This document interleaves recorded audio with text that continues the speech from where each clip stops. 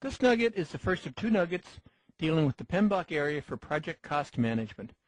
This nugget, project budget definition, focuses on cost estimating, ensuring that detailed estimates are defined for each and every element of the work breakdown structure, ensuring that cost elements are defined to ensure that all the components, the human resource, the materials, and the other components required to complete each element of the work breakdown structure are defined and included in the project cost.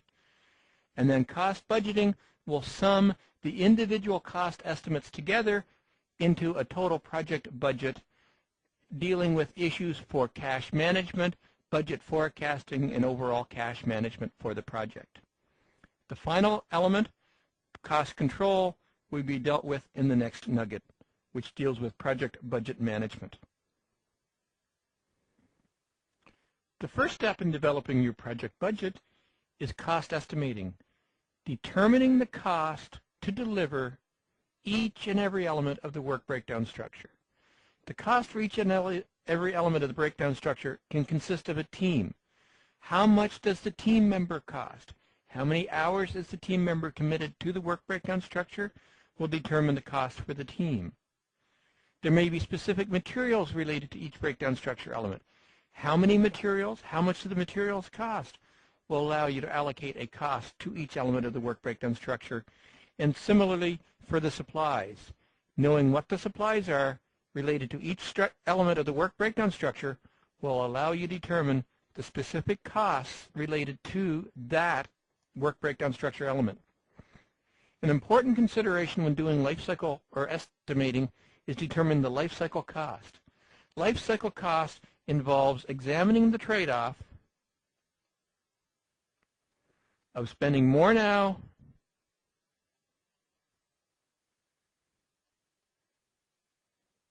to spend less later.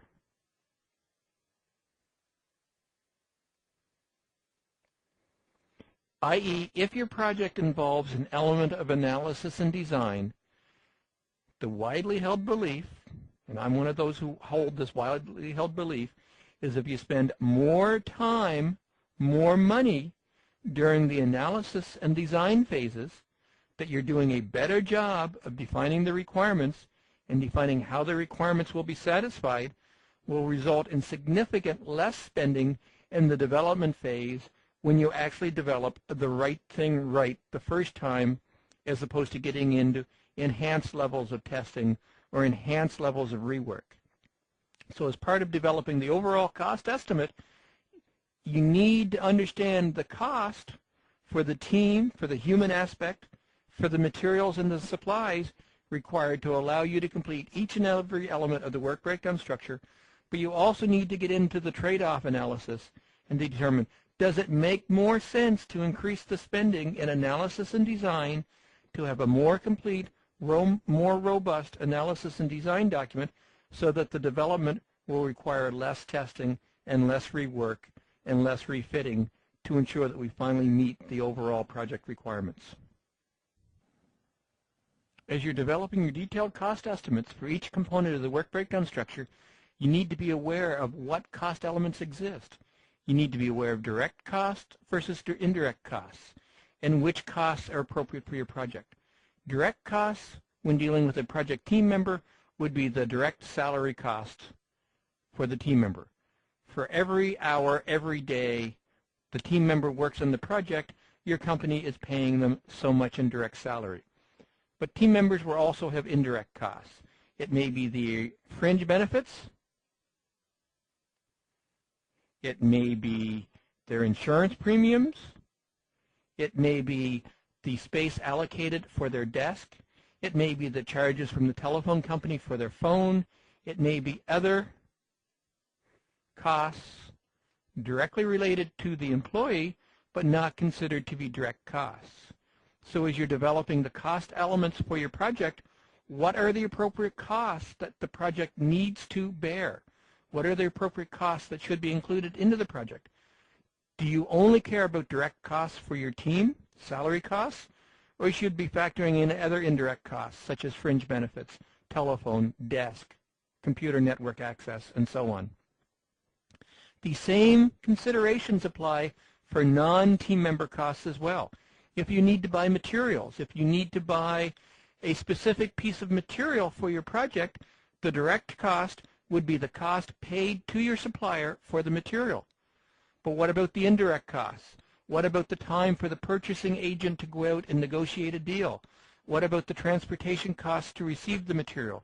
What about the storage costs and the receiving costs to receive the material into your organization and potentially store it for a period of time until it's used by your project? So again, you need to consider what costs should be incurred, should be borne, should be addressed by your project. Just the absolute direct costs associated with the team, the materials, and the supplies, or maybe some allocation for the indirect costs for, again, the team, the materials, and the supplies. Another consideration when you're working on cost elements are fixed costs versus variable cost. A fixed cost is going to cost you a unit to have a certain X. That may be a resource, that may be a material, that may be equipment available to your project.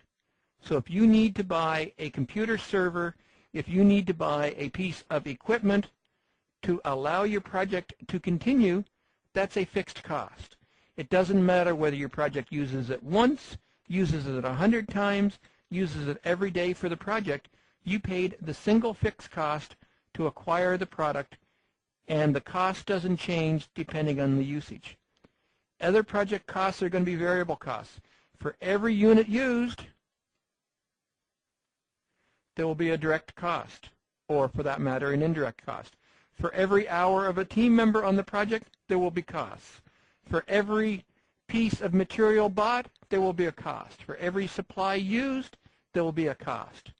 So again, as you're working on the cost elements, you need to ensure that you're dealing with the appropriate mix of direct and indirect costs, and that's going to be based on your overall corporate accounting strategy, and that you're dealing with the appropriate costs.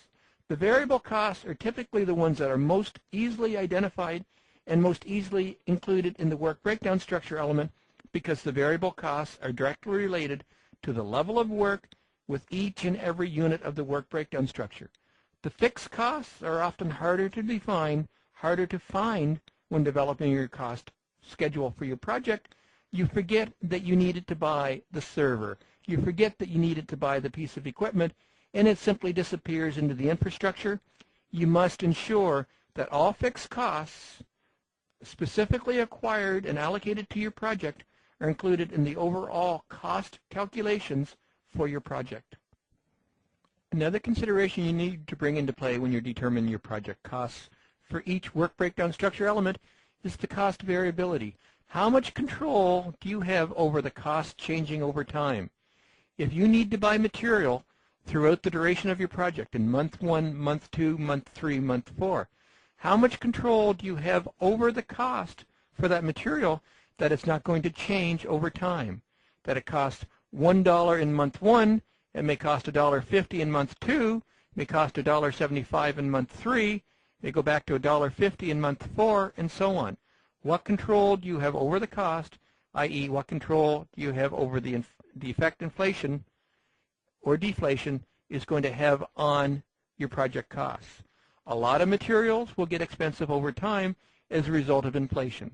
If you need to buy lumber, if you need to buy gasoline, if you need to buy most commodity products, over time inflation is going to increase the cost, and gasoline in particular seems to inflate in cost at a rate far higher than inflation. So how much control do you have over cost? Other components often will deflate in costs over time, and technology being a prime example of that. If you need to buy technology, if your project is going to involve buying computers over the life cycle of your project, with the cost curve for computing power, chances are buying computers later in the project life cycle will cost less than buying computers early in the life cycle, simply because the cost curve for computing technology is continually going down, is continually favoring the buyer as opposed to the seller. What control do you have over volume? Do you have a contract in place with your suppliers that if you buy between 0 and 100, it's going to cost $1? If you buy from 100 to 500, it's going to cost 75 cents. and if you buy over 500, it's going to cost 60 cents, for example. What control do you have over the cost variability? And more importantly, how do you factor cost variability into the specific costs that you're allocating to the specific elements in your work breakdown structure? Specific estimating techniques you may need to bring into play as you're developing your cost estimates for each work breakdown structure element. You may need to apply an analogous approach, i.e. the same as. The last time we did a task, the last time we completed a project element that was like this, it took us a certain dollar or certain time effort. You may be able to develop your estimates based on a unit cost based on effort, i.e. you have already gone through your detailed time analysis, you've already allocated specific work estimates to each and every unit of the work breakdown structure. Maybe your cost estimation is as simple as determining the unit cost, remember the direct cost and the appropriate indirect cost allocation for each and every team assignment, times the effort assigned in the work breakdown structure to come up with the cost for the task. Maybe you have some kind of parametric approach. For every unit, there's a dollar, and you measure the number of units, and you get a value. You know how much it costs to produce a line of code. You know how much it costs to produce a square foot of retail space. You know how much it costs to produce a unit of X. To complete your work breakdown structure, you believe you need to produce 300 lines of code. You multiply that by your parametric value. You know you need to develop 200 square feet of retail space. You multiply that by your parametric value, and you come up with the cost for that specific work breakdown structure element. Or you may go out and actually solicit vendor bids, say, I am going to contract out this element of my work breakdown structure. I'm going to expect my vendor to give me a fixed price bid of how much they're going to charge me to complete this element of my work breakdown structure.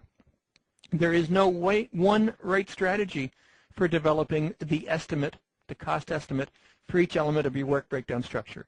The analogous may work well for some of your work breakdown structure elements.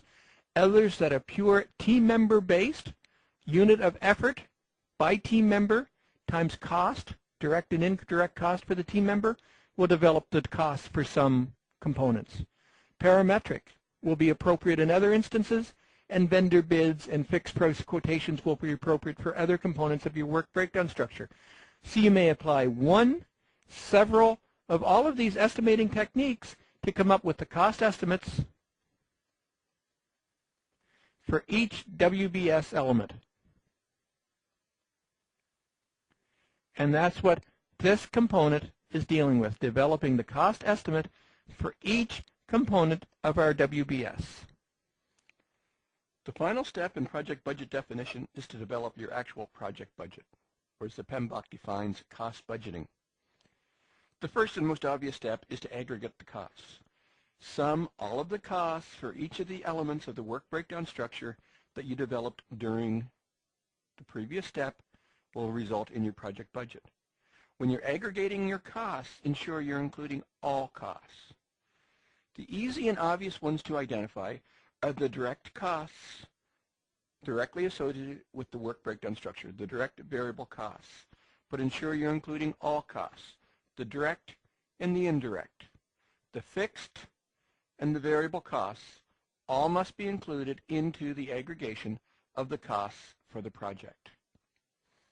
Once you have developed the aggregate costs for your project, you then need to develop a cash flow for the project. Larger projects, expensive projects, will require a very comprehensive cash flow statement for the project. Organizations don't want to have surprises. Cash flow management in organizations don't want to have surprises that all of a sudden there's a bill for X thousands of dollars or X hundreds of thousands of dollars in a month directly related to project costs. You simply can't say as a project manager that says, well, you knew my project was going to cost $1.25 million, or whatever the case is going to be. You should have been prepared for this cash flow. You need to provide a month-for-month cash flow, that in this month my project will require 5. In the next month my project will require 10. In month 3 my project will require 6. But in month 4 my project will require 25, or whatever the case is going to be. That allows the financial analyst, that allows the cash management people in your organization to have the appropriate reserves on hand so that when the bills start to flow in, when your project makes that large purchase, there are no surprises. The cash flow is available and the organization is properly prepared to deal with the cash flow requirements for your project. It's not enough to simply say, oh, you knew this was an expensive project. You need to have detailed cash flow on a month-by-month basis to ensure cash management is properly controlled within your organization. Once you have the full cost budget in place, you need to develop a cost baseline. Here is the baseline against which all future measurement for my project will be done. When the project is approved and signed off, the cost baseline is $75,000, or whatever the case is going to be. That is the baseline, that is the measurement, that is the expectation that senior management and the business have for your project. Your project will be considered on budget if your project delivers at $75,000. Not at 78, not at 82, but at $75,000. The baseline is a fixed number. The baseline is the number against which you are going to be measured.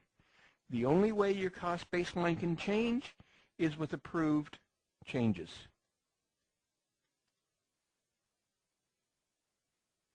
So if your baseline was $75,000 and you had approved changes for another $5,000, your revised baseline, and it's only revised because approved changes, will be $80,000. That is the measurement, that's the yardstick that's going to be used to overall measure, determine your project's health in terms of cash management. And finally, when you're developing your project budget line, you need to have a form of contingency. You need to have reserve. You need to have items in your hand to deal with the unknowns that's going to impact your project. It's wonderful to say, I've done all of the planning and I've determined a project baseline of $75,000. Or it's wonderful to say, I've done all my planning and improved changes and my cost baseline is $80,000. There will be unknown risks. There will be unknown activities that you simply can't identify during planning that need to be built into the overall project cost as well. So you need to allocate something for contingency. If the project's expectation is $75,000, you need to have a reserve. You need to have contingency. How big that reserve is going to be, how large that contingency needs to be, will be covered in a future nugget called risk management, but you need to be aware that you need to have some incremental value on that contingency to address the unknowns. So let's assume going in, we say there's going to be a 10% contingency. So that means our budget isn't $75,000. It's $75,000 plus the contingency, and for round numbers, I'm going to say 10% is an additional $8,000.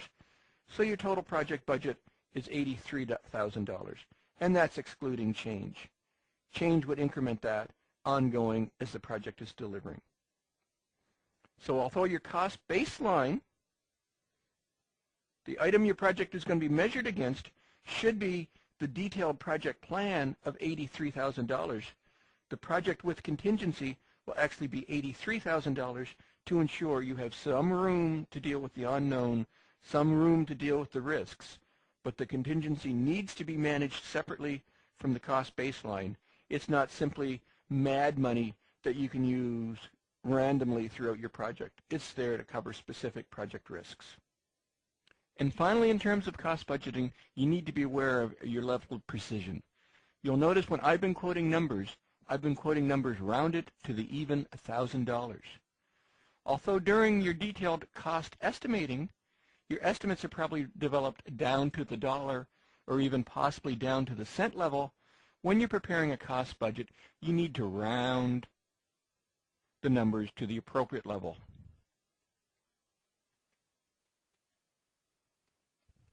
To the nearest thousand, or possibly for very large projects, it's to nearest 10,000 or so on.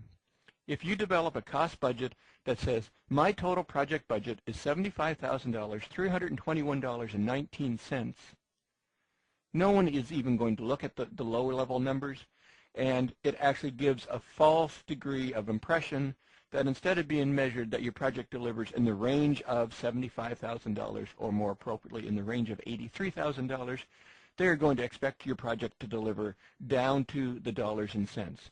So you need to round your budget appropriately. You need to present the information at a level that management is going to expect to see it, and that's certainly rounded at the thousands, tens thousands, or maybe even $100,000 level, depending on the size and magnitude of the project. A second related level, or item, is the degree of precision. Or another stated is your degree of confidence.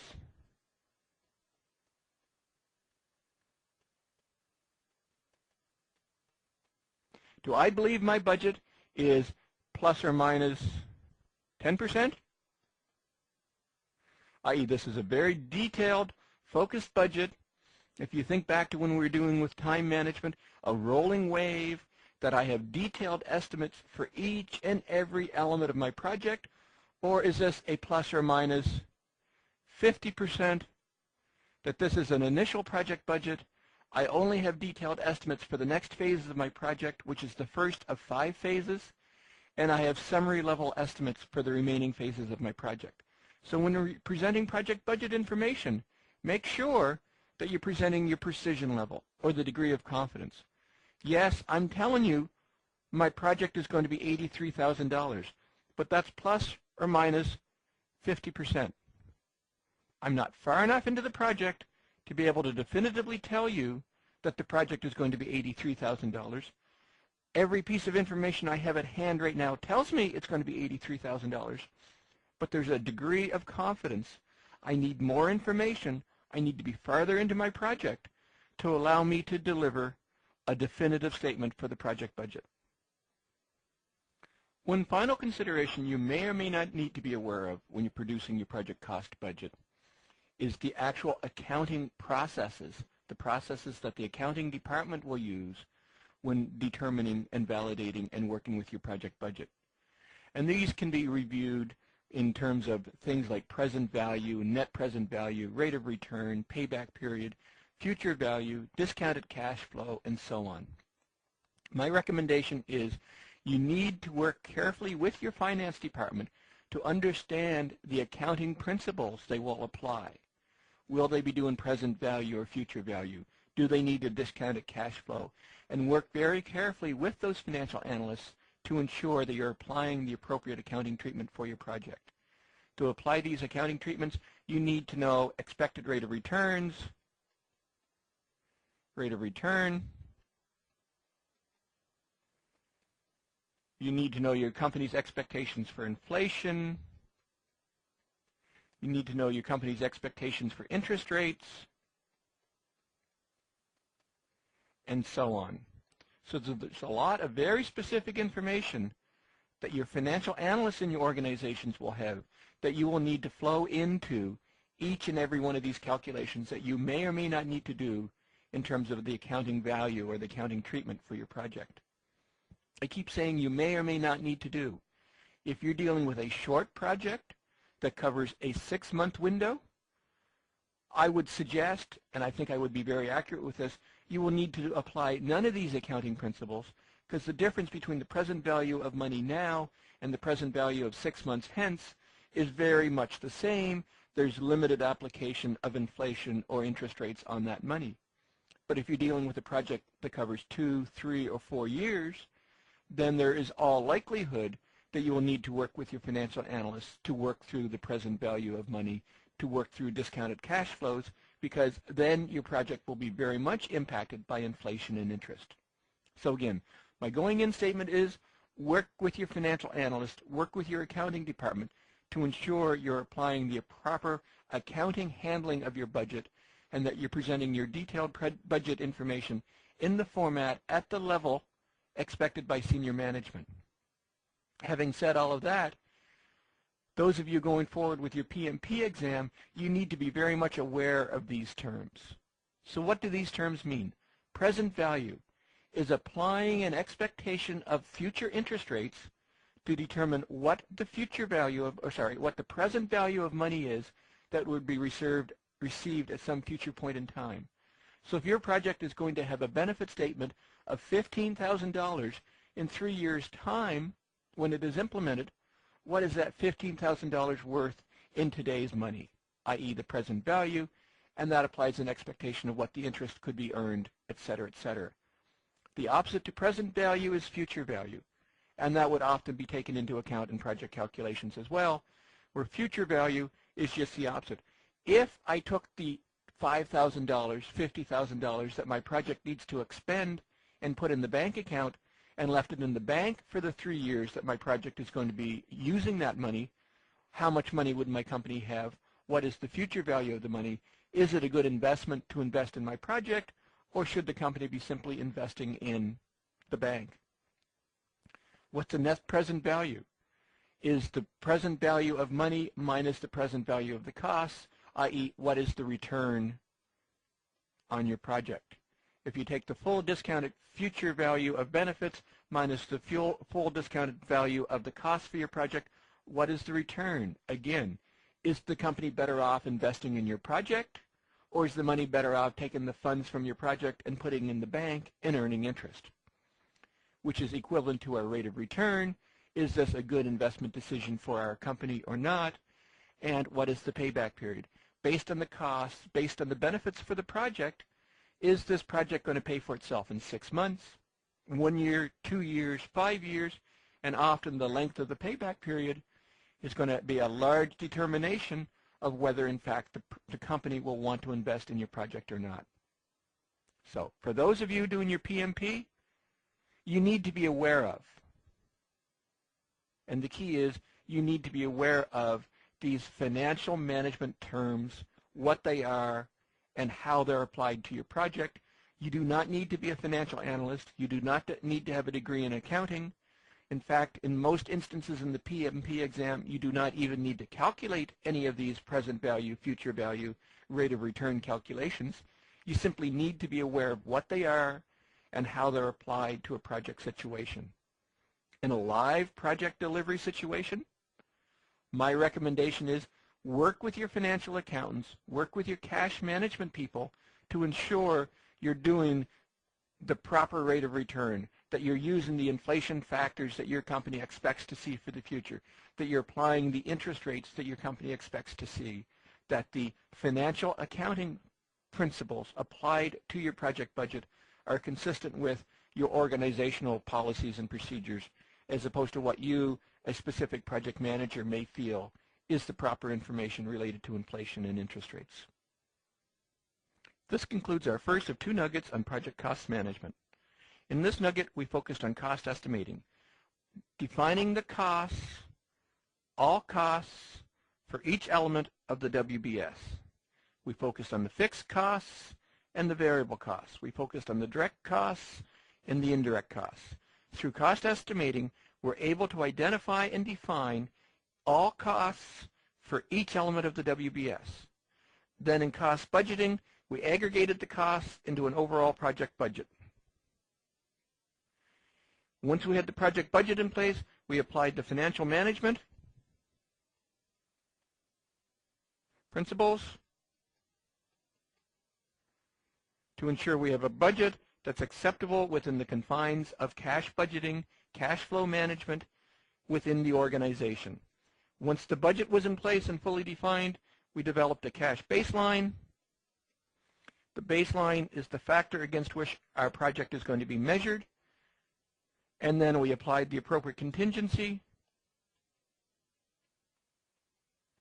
to ensure that we have capacity to deal with the risks, the unknowns,